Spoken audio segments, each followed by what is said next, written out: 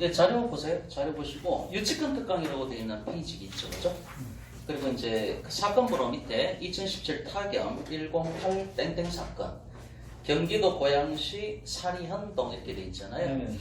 이게 저희 팜플렛 중에서 이거는 10번째 낙찰받은 사건입니다. 10번째. 자, 넘어가 봅니다. 자, 경매 정보지 그 넘기시면은 구독성 자료죠. 나와 있죠. 2017 타경 108 땡땡 사건 이렇게 나와 있는데 경기도 고양시 뭐 일산 동구 이렇게 돼 있고요. 물건 종별은 임야입니다. 임야. 그리고 밑에 보시면은 매각 물건이 토지만 매각한다라고 돼 있잖아요. 토지만 매각. 그러면 건물은 지금 빠져 있다는 얘기잖아요. 토지만 경매 물건으로 나왔다는 얘기잖아요. 그리고 오른쪽에 감정가가 얼마인가 하면은 메뉴에 오른쪽에 감정가가 14억에 나왔죠. 그죠? 토지니까 좀 세게 나왔네요. 근데 그 다음에 최저가가 여기서 최저가 34% 이렇게 돼 있는데 그거는 오른쪽에 진행 내역을 보면은 1차 때 유찰되고 2차도 유찰, 3차도 유찰, 그 다음에 5월 23일에 변경, 9월 4일에도 변경, 11월 13일에 변경, 그 다음에 4차 때가 2019년 1월 29일에 낙찰받았죠. 낙찰받았는데 3명이 들어가서 한 분이 44.91%의 낙찰을 받았는데 결과적으로 잔금 미납을 해버렸죠. 그죠? 포기했다는 얘기죠.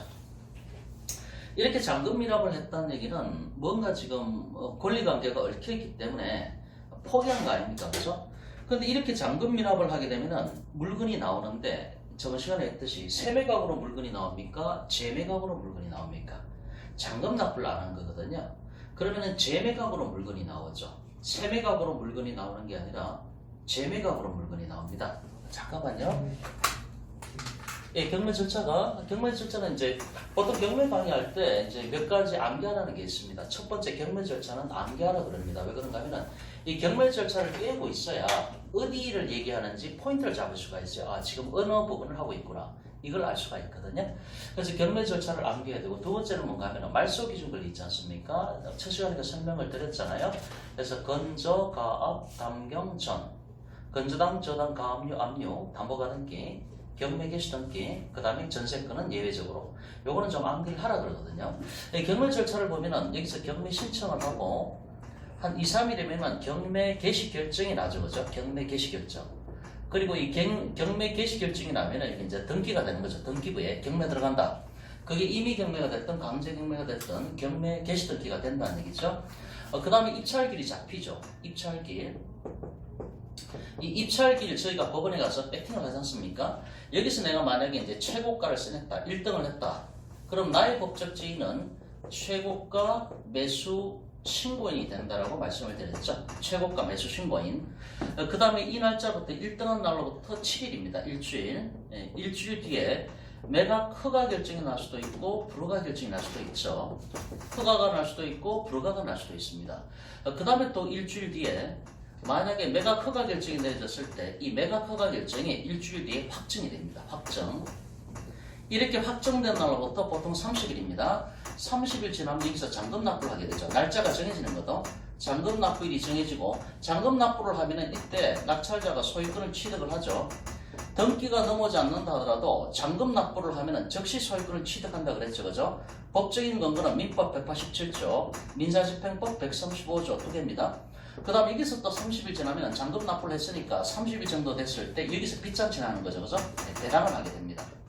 이렇게 진행이 되는데 여기서 입찰기일에 법원에 가서 저희가 배팅을 하는데 여기서 이제 막 써내죠. 가격을 뭐 써내죠. 개인 마음에 따라서. 그런데 여기서 만약에 최고가 매수 신고인이 안 나타났다는 얘기죠. 유찰됐다는 얘기죠. 물건이 안 팔렸다는 얘기죠. 이렇게 유찰됐을 때 물건이 안 팔려서 유찰됐을 때 물건이 다시 내놔야 되잖아요. 이게 세매각이 되는 거죠. 세매각이 되는 거고 이건 입찰 보증금이 10%입니다. 10%. 근데 여기서 잔금 납부를 해야 되는데 여기까지 진행이 잘 됐는데 잔금 납부를 안 해버리면 이거는 뭡니까? 물건이 재매각으로 물건이 나옵니다. 재매각. 재매각으로 물건이 했을 때는 입찰 보증금이 20%로 뛴다는 얘기죠. 그럼 이 사건 관계에 보면 1차 때 나오고 2차 때, 3차 때인데 4차 때 보면은 2019년 1월 29일에 얼마입니까? 최저 매각 가격이 4억 8,794만 1,000원이잖아요. 그러니까 4차 때 오른쪽에 상단부 4차를 보고 있습니다. 2019년 1월 29일에 4억 8,700만 원의 최저 매각 가격이잖아요. 그러면 이때 들어간 사람이 지금 3명이 들어갔잖아요. 3명이 들어가서 1등한 사람이 44.91%의 낙찰을 받았는데 최고가 매수 신고인이 됐죠. 근데 그럼 이때 입찰 보증금이 얼마입니까? 최저 매각 가격의 10%입니다. 이거는 재매각 나왔을 때는 최저 매각 가격의 20%가 되는 거고요. 그럼 최저 매각 가격이 10%니까 여기서 낙찰 받으신 분이 얼마를 입찰 보증금으로 먼저 냈습니까? 4차 때 나오는 4억 8,700에 대해서 10%니까 4,870만 원 정도가 되는 거죠. 그러면은 10%에 해당하는 4,870만 원을 미리 입찰 보증금으로 선납을 해야 되는 거거든요. 근데 그거를 포기했다는 얘기입니다. 순식간에 5천만 원 날라갔죠, 그죠?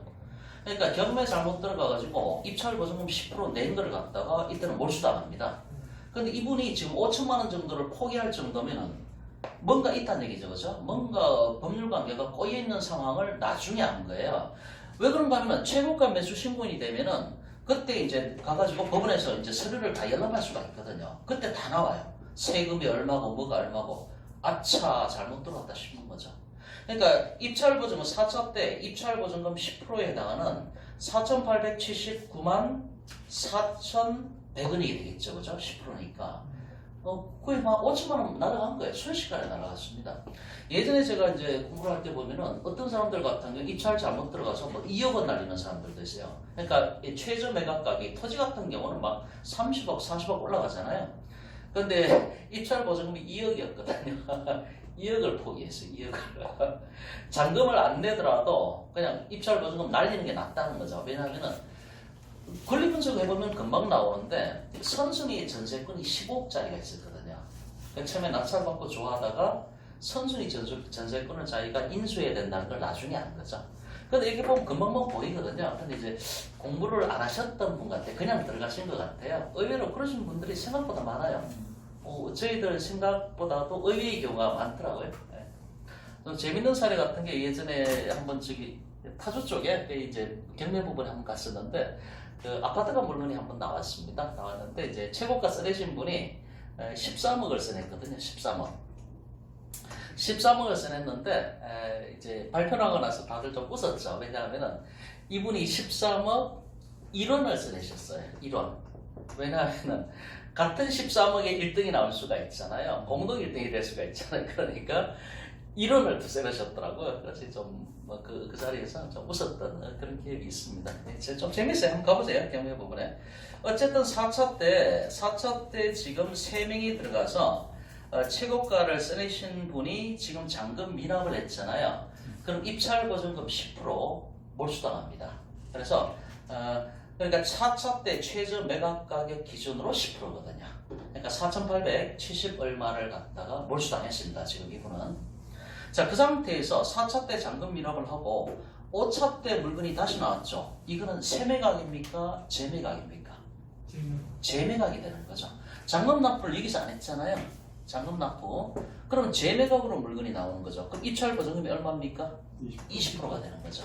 지금 5차 때는 입찰 보증금이 20%가 되는 겁니다. 그러면은 5차 때가 2019년 4월 16일인데 최저 매각 가격이 얼마입니까? 4억 8,700 얼마잖아요.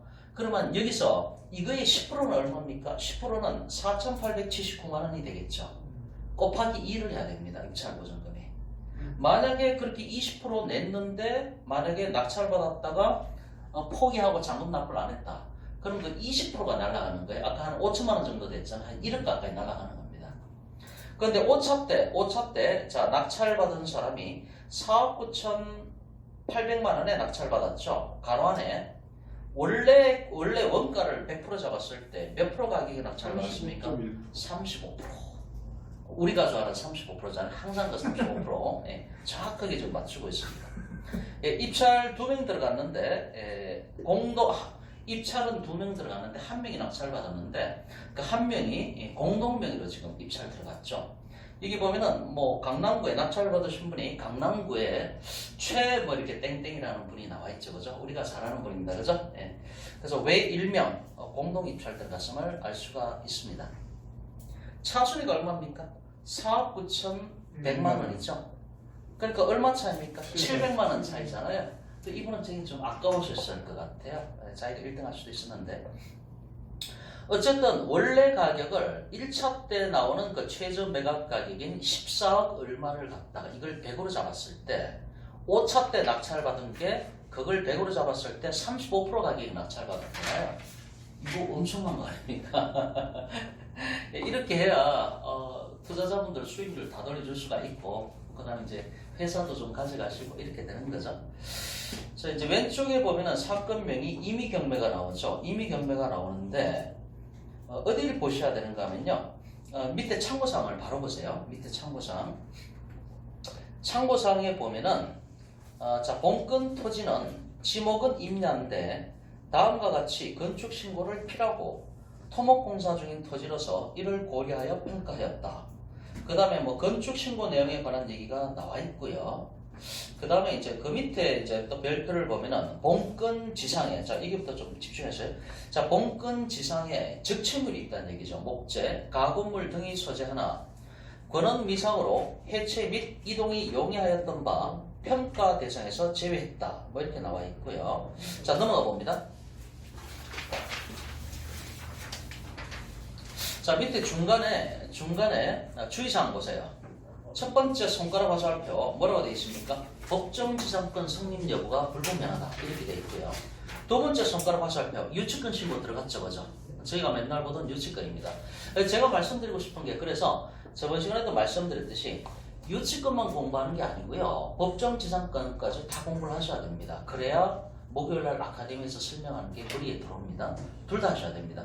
그래서 유치권 신고가 있는데 2018년 4월 13일자 김모 씨로부터 자연석 및 석축 공사대금 얼마입니까? 27억 원의 유치권 신고서가 접수되었으나 본건과 관련 있는 내용은 12억의 공사이고, 그러니까 이 사람이 유치권 신고할 때 뻥튀기 했겠죠, 그죠? 원래 그러면은 10억의 공사라는 얘기는 공사를 들어갔으면 그 계약을 체결했을 거 아닙니까? 공사 대금 계약이라든가 그 계약서에는 12억이라고 되어 있다는 얘기죠. 그런데 이 사람이 법원에다가 경매법원에 유치권 신고할 때는 뻥튀기 해서 2배 이상으로 27억이라고 신고를 해버렸다는 얘기죠. 지금 그 얘기하는 거죠. 그래서 이제 실질적으로 관련 있는 거는 12억밖에 안 된다. 이런 얘기고요. 집행관의 현황 조사 시 점유 사실이 확인되지 아니하여 유치권이 성립하는지 그 여부 자체는 불분명하다. 이렇게 되어 있습니다. 그리고 이제 유치권 배제 신청서가 들어갔죠. 2018년 7월 24일에 채권자가 유동화 전문회사가 유치권 배제 신청 및 무효 공시 신청서를 제출했다는 얘기죠. 이 채권자가 봤을 때 유치권자라고 유치권 신고를 27억을 했는데 자기가 볼 때는 이거 작아간단 말이죠. 거짓 신고한 것 같다 이런 얘기입니다. 그러니까 저 사람이 유치권 신고를 했는데 저거 분명히 거짓 신고하는 거니까 유치권을 배제해달라고 법원에다가 신청서를 제출했다 이런 얘기가 되는 거죠. 자, 그런데 전문가 멘트 보세요. 본건은 법정지상권 성립 여부가 문제되는 경매 물건이다. 그러니까 법칙권 공부해야 되죠. 기본적인 성립 요건과 조사 방법, 대처 방법 등은 등기부 요약란 아래의 유치권, 법칙권 버튼을 눌러 참고하기 바란다. 뭐 이렇게 돼 있고요. 자, 법원 자료를 보면은 매각에서 제외되어서 법정지상권의 성립 가능성이 우려되는 지상물은 가설의 축조물로 건물로 인정될 가능성이 낮다. 그래서 현장 조사를 통해서 확인이 필요하다. 그렇기 때문에 유치권 같은 경우는 반드시 현장에 가서 조사를 해봐야 되거든요. 정말 유치권 건물로 볼 수가 있는가 이런 거죠. 그래서 이 사건 같은 경우는 유치권하고 법칙권하고 같이 엮여있는 그런 사건이 됩니다. 자, 뭘부터 보시는가 하면 그 다음에 다른 프린트물 잠깐 보시겠습니다. 이렇게 되어 있는 프린트물이 있죠. 맨 앞에 7장 유치권이라고 되어 있는 프린트물이 있죠. 맨 앞 페이지에 법정은 나와 있는 프린트물이 있습니다. 오늘은 뭐 저희가 가볍게 하기로 했기 때문에 유치권에 대해서 기본적인 개념을 설명드리고요. 다음 시간에 이제 어차피 법칙권도 해야 되고 유치권도 해야 됩니다. 그래서 이제 이 자료는 계속 참여하실 분들은 계속 갖고 오셔야 됩니다. 이거 한두 번에 끝나는 게 아니고요. 이거 뭐 5번, 6번 해야 이 자료가 다 끝날 겁니다. 대충 공부하는 건 별 의미가 없고요. 그래도 뭐 기본적인 거라도 정확하게 공부를 해야 나중에 머리에 남거든요. 자, 프린트물 7장 유치권 이렇게 돼 있는데요. 이것은 민법의 제7장 파트의 민법전에 7장 파트에 유치권에 관한 내용이 나와 있는데 저희가 공부해야 될 유치권 조문은 다 합쳐도 9개밖에 안 됩니다. 저희가 유치권 전문회사잖아요. 그런데 저희가 공부할 법조문은 9개밖에 안 돼요. 그런데 이 법조문을 정확하게 공부를 해야 되고요. 그 다음에 이제 모교 아카데미에서 항상 얘기하듯이 판례가 엄청 많습니다. 유치권에 관해서는. 그래서 유치권을 깨는 방법이 여러 가지가 있는데 일단 이 법조문에 맞지 않는 경우에 유치권을 깰 수가 있잖아요. 그리고 이제 판례가 워낙 많기 때문에 그 많은 판례를 섭렵을 하고 나면은 이제 보이겠죠. 눈에. 저거는 유치권이 성립한다, 안 한다. 우리가 깰 수 있다. 그게 보이겠죠. 그죠? 자, 320조를 봅니다. 320조에 보면은 맨 앞에 유치권의 내용이 나와 있습니다. 사실은 이 320조 속에 대부분 다 들어가 있습니다. 이게 개념정의잖아요. 자, 320조 유치권의 내용 1항을 보면은 타인의 물건 또는 유가증권을 점유한 자는 그 물건이나 유가증권에 관하여 생긴 채권이 변제기에 있는 경우에는 변제를 받을 때까지 그 물건 또는 유가증권을 유치할 권리가 있다. 이렇게 되어 있고요. 2항에 보면은 전항의 규정은 그 점유가 불법행위로 인한 경우에는 적용하지 아니하다. 자, 여기서 이걸 풀으면 됩니다.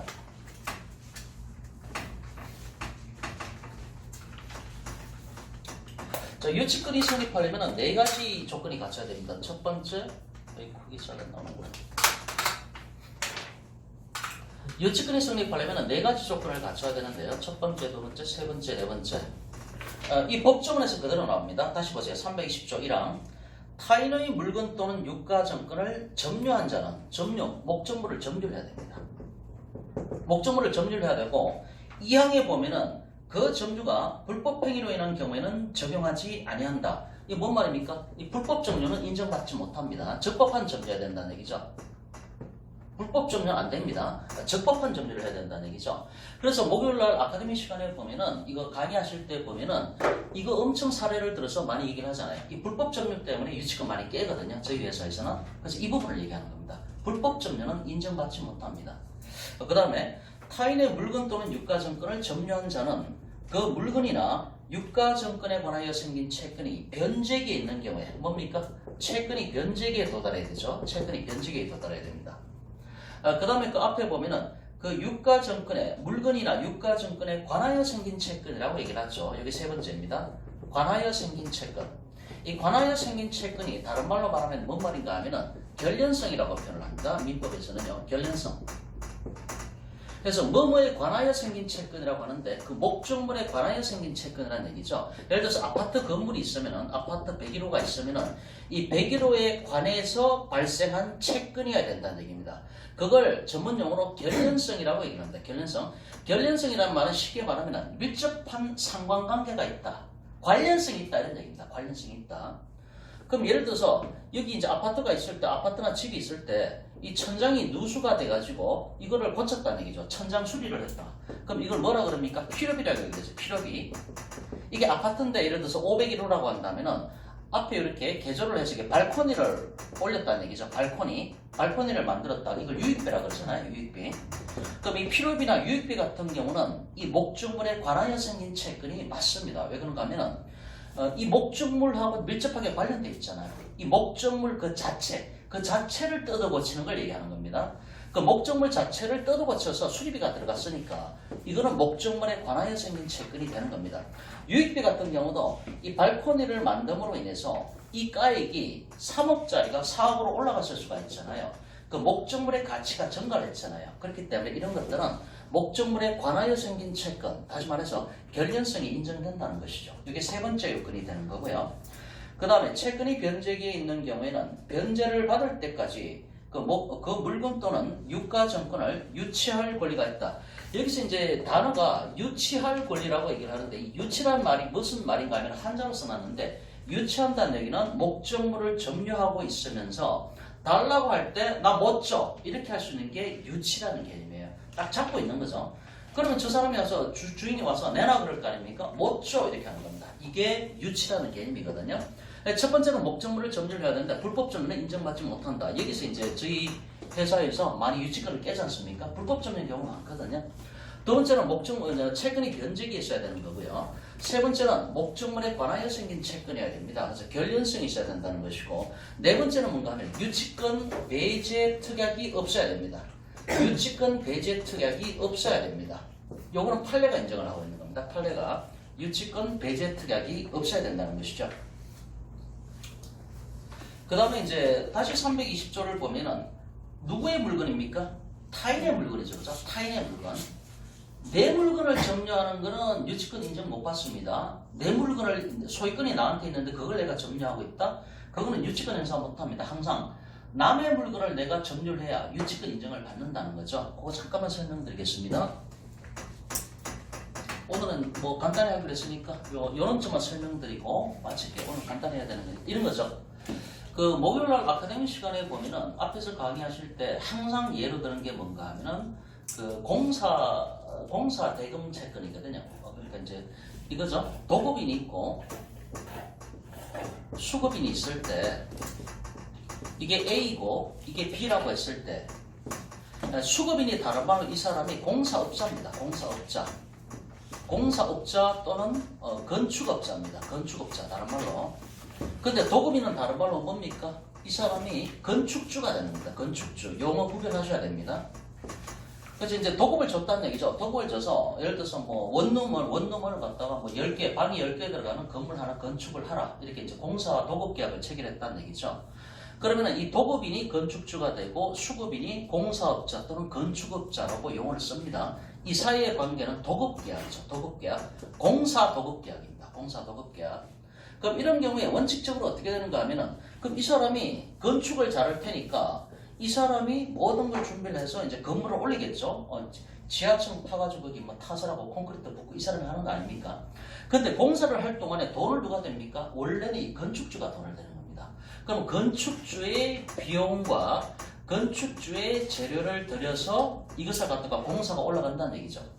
근데 공사가 예를 들어서 10층짜리 건물인데 중간에 5층까지 올라갔는데 부도가 난다거나 이 사람이 공사대금 채권을 그러면은 이것이 이제 공사한 만큼만 이 사람이 건축 비용을 줘야 될 거 아닙니까? 뭐 안 줬다거나. 근데 어쨌든 이 사람이 자신의 돈과 재료값을 댔어요. 그러면 소유권이 누구한테 있는가 하면 소유권은 이 도급인이 소유권을 갖고 있는 겁니다. 이 건물에 대해서. 이 미완성된 건물에 대해서 소유권은 A가 갖고 있는 겁니다. 그런데 지금 수급인 같은 경우는 그 인부들 많이 동원을 했는데 그런 돈도 못 받았다는 얘기죠. 그러면 나중에 이제 이게 부도가 났다거나 이렇게 됐을 때 이 사람이 유치권 주장을 하거든요. 그럼 유치권 주장을 하게 되는데 어떻게 됩니까? 목적물을 점유해야 되잖아요. 네. 그럼 자기가 올린 건물이니까 들어가서 죽치고 있는 거죠. 목적물을 점유한다는 얘기죠. 두 번째, 변제기에 도달해야 되죠. 예를 들어서 이제 기성고 비율에 따라서 돈을 줘야 되잖아요. 10% 완성되면 그만큼 주고, 뭐 30% 완성되면 그만큼 주고, 그게 계약서에 다 들어가 있잖아요. 뭐 100% 다 끝난 다음에 돈을 주진 않잖아요. 중간중간에 이렇게 준단 말이죠. 이렇게 기성고 비율에 따라서. 어쨌든 간에 변제기에 도달했고, 세 번째는 목적물에 관하여 생긴 채권이 맞죠. 이 목적물과 관련, 이 목적물을 지금 건물을 올리다가 지금 채권이 발생한 거잖아요. 목적물에 관하여 생긴 채권이니까 결연성이 있습니다. 그래서 유치권 배제 특약을 안 했을 것이고, 그럼 어떻게 이게 이제 유치권 인정받는 거 아니냐? 그래서 기본적으로 여기서 320조에서 첫 번째 줄에 뭐라 그랬습니까? 타인의 물건 또는 유가증권을 점유한 자는 돼 있잖아요. 그럼 소유권이 누구한테 있다고 그랬습니까? 기본적으로 도급인 A한테 있는 거잖아요. 그러니까 B의 입장에서는, 수급인 입장에서는 타인의 물건을 점유한 게 맞잖아요. 그러니까 모든 게 요건이 맞춰지기 때문에 이런 경우는 유치권이 인정됩니다. 유치권이. 그런데 이제 이거는 이제 기본적인 세팅 모델이고, 이 반대 모델을 지금 제시하려는 거죠. 이것도 모교 아카데미에서 중요하다고 이제 설명을 하신 것들입니다. 어떤 경우가 하면은 이런 관계에서 둘 사이에 어떤 계약을 맺었는가 하면은 지금 금방까지 말씀드린 사례는 이 도급인이 자신의 비용과 재료값을 다 댔다는 얘기죠. 그래서 어중간하게 올라간 물건의 이 건물의 소유권이 A한테 있다는 거잖아요. 그리고 B라는 사람은 공사업자인데 타인의 물건을 점유하니까 유치권 주장이 맞죠. 근데 지금부터 설명드리는 사례는 거꾸로입니다. 어떻게 되는가 하면은 이렇게 이 사람은 건물을 짓고 싶고 이 사람은 기술을 갖고 있고, 그럼 둘 사이에 계약을 맺는데 이렇게 얘기하는 거죠. 이 사람 지금 돈이 없어요. 돈이 없으니까 둘 사이에 어떻게 계약을 맺는가 하면은 내가 돈이 없는데 일단 당신이 당신의 돈을 갖고 건물을 올려라는 거죠. 당신의 노력과 당신의 재료하고 당신의 비용으로 건물을 올려라. 그래서 건물을 올렸어요. 그 건물이 완성되고 나면은 이거를 분양을 하겠다는 겁니다. 건물이 완공되고 나면 이걸 분양해가지고 그 분양 대금이 들어올 거 아닙니까? 그게 A한테 들어오잖아요. 그걸 갖고 내가 니한테 돈을 주겠다. 이렇게 계약을 체결을 한 겁니다. 뭔 말씀은 아시겠죠? 그래서 무슨 얘기인지는. 그럼 이렇게 됐을 때는 근데 이렇게 하다가 똑같이 이제 작살을 나가지고 이 사람이 또 유치권 주장을 한 겁니다. 이런 경우에 대부분 판례가 어떻게 받는가 하면은 이런 경우는 유치권이 성립하지 않는다고 봤습니다. 왜 그런가 하면은 아까 경우에는 이 사람이 소유권자잖아요. 이 사람이 돈과 재료를 냈던 거니까. 그러니까 이 사람이 소유자니까 B 입장에서는 타인 소유의 물건을 갖다가 점유한 게 맞으니까 유치권 행사를 인정을 한 거죠. 근데 금방 들은 사례 같은 경우는 판례가 어떻게 받는가 하면은 지금 수급인 네가 네 자신의 노력과 비용을 들여서 재료값도 되고 인부도 네 돈으로 동원하고 그렇게 해서 건물을 지금 이렇게 올라가다 문제 생긴 거 아니냐. 그럼 이 건물의 소유권이 누구한테 있는가 하면은 네 거다라고 본 거예요. 대법원 판례가. A 게 아니라 네 자신의 노력과 비용을 들였잖아요. 아까는 누가 돈을 댔습니까? 이 사람의 노력과 재료값을 댔잖아요. 그러니까 얘가 소유권자인데 이런 경우에는 네가 노력과 네 돈을 들였으니까 이 목적물의 소유권은 너다. B다. 그럼 B가 유치권 주장한다고 이건 점냐고 깔고 앉았다는 얘기죠. 그러니까 대부분이 어떻게 하는가 하면은 여기 이제 320조에 보면은 타인의 물건을 갖다가 점유를 해야 유치권 인정을 하는 거거든요. 근데 니는 지금 네 거를 지금 깔고 앉아가지고 유치권 주장하고 있는 거 아니냐. 아예 해당 사항이 없다. 이 사람 유치권 다 날아갔습니다. 한 푼도 못 받고 날아갔습니다. 자, 이렇게 되는 사람입니다. 자, 이 사례는 목요 아카데미에서 많이 설명한 사례예요. 목요 아카데미에서 주로 흔히 드는 예가 이거야. 도급인하고 수급인 나오는데, 그래서 이제 원칙과 예외를 아셔야 돼요. 원칙은 뭔가 하면은 이 사람이 보통 돈과 재료값을 내거든요. 그럼 소유권은 이 사람 거야. 근데 금방 든 사례 같은 경우는 대부분 판례가 나오기를 네가 돈과 노력을 기울였으니까 이건 네 거다. 타인 소유의 물건을 점유한 게 아니고 자신의 물건을 점유했기 때문에 유치권 주장은 말도 안 된다. 이렇게 판례가 나온 거죠. 그래서 이 사람은 한 푼도 못 받았습니다. 이 사람. 그래서 어떻게 됐는가 하면은 이 대부분 판례가 나오고 나서 거래 관행이 어떻게 바뀌었는가 하면은 이 수급인이 이 대부분 판례를 아는 수급인들은 절대 이런 계약을 체결 안 해요. 뭐 분양받고 나서 대금 들어오면 그거 주겠다. 절대 그렇게 안 합니다. 왜냐면은 중간에 직권을 투자해서 문제가 생겼을 때는 나중에 유치권 주장을 못 하거든요. 대부분 판례가 나와버렸기 때문에. 그래서 이제 이분들도 공부를 하셔야 하는 거죠, 이거를. 그래서 이 판례를 아는 사람들은 절대 그렇게 계약을 안 하고 반드시 네가 돈과 비용을 대라. 이렇게 들어갑니다. 이렇게 계약을 했습니다. 그래서 이 유치권 공부도 이제 해보면 재밌어요. 재밌는데 그 공부라는 게요. 이게 체계적으로 공부를 하셔야 되거든요. 체계적으로. 그리고 이제 정리가 돼야 돼요. 지식이라는 게. 마지막으로 말씀드리고 싶은 게 대한민국 지도를 그리면은 이 대한민국 전체에 대해서 먼저 윤곽을 잡아야 되거든요. 그 다음에 여기는 서울이고 여기는 평양이고 이게 각계격파가 들어가야 됩니다. 전체 그림이 그려져야 된다는 얘기죠. 그런데 만약에 이제 한 귀퉁이만 떼어서 여기만 계속 공부하다 보면은 이 전체를 체계를 못 잡아요. 그래서 중요한 게 유치권 공부하실 때도 그렇고요. 법정지상권 공부하는 것도 그렇고 한 지역적인 부분을 공부하는 게 아니라 공부할 때는 일단은 이 전체 체계를 잡으셔야 돼요. 전체 체계를 잡을 수 있는 가장 좋은 게 뭔가 하면은 이 법정입니다. 이 9개밖에 안 되는 조문 속에 유치권의 모든 법리가 다 녹아 들어가 있습니다. 그래서 이제 혼자 보시기에는 어렵죠. 그래서 이제 그 설명해주는 역할을 뭐 제가 일단 하는 거니까요. 그래서 이제 지금 오늘 주신 게 9개 다 들어가 있는 겁니다. 이 뒷부분에 보면은 이제 328조까지 나와 있잖아요. 네, 그러니까 총 9개밖에 안 돼요. 아, 20조. 그렇죠. 총 9개밖에 안 돼요. 그러니까 이거를 맥락을 다 알고 있습니다. 그렇죠. 예, 그렇죠. 그러니까 예. 이 회사랑 다른 차이가 깨고 못 깨고 그거는 네. 현장 능력 그런 거. 현장 능력에다가 이제 지금 제가 이제 경매 강의도 여러 가지 많이 들어봤는데 대부분의 경매 강사분들이 유명하다는 분들도 보면은 유치권을 기본적인 것만 설명을 하고 어떤 얘기를 마지막에 하는가 하면은 사실 유치권 깨기 어렵습니다. 이러고 그냥 끝나버려요. 마지막 멘트가. 예. 그러니까 인식이 유치권을 깨기 어렵다 이런 인식이 있다는 거죠. 근데 저희들 목요일날 아카데미에 들어보면은 조금만 공부해 보면은 사실상 그렇게 어렵진 않다고 설명하시잖아요. 그러니까 선입관을 갖고 있는 것 같아요. 유치권 깨기가 막연히 어렵다는 생각 때문에 공부를 좀 많이 하고 들어가면 판례 공부도 많이 해야 되고요. 그러면은 또 그렇게 어려운 거는 아니지 않을까. 네. 말하자면 그런 이제 남들이 하지 않는 틈새 시장을 노리는 거니까 그게 도움이 되는 거죠. 네, 그렇게 되는 거죠. 그래서 오늘은 맛보기로 이것만 말씀을 드렸고요. 다음 시간에 참석하실 분들은 이 자료를 그대로 갖고 오셔야 돼요. 그래서 만약에 50분 정도 강의를 하게 되면은 반은 유치권, 반은 법칙권 이렇게 섞어서 진행을 할 겁니다. 자, 오늘은 뭐 바쁘니까 여기까지만 하겠습니다. 네. 네, 수고하셨습니다.